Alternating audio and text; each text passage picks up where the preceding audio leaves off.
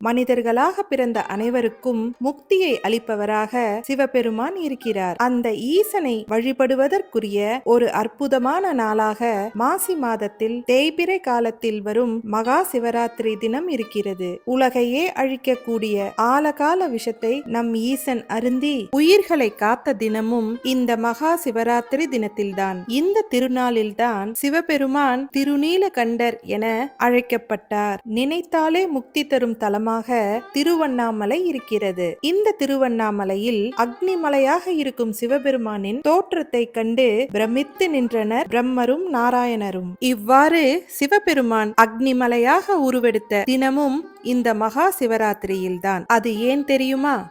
இத்தகைய சிறப்பு வாய்ந்த மகா சிவராத்திரியின் ஆதியை விளக்கும் விதமாக புராணங்களிலும் மரபு வழிகளிலும் பல வரலாற்று கதைகள் சொல்வதுண்டு. அதில் அக்னி புராணத்தில்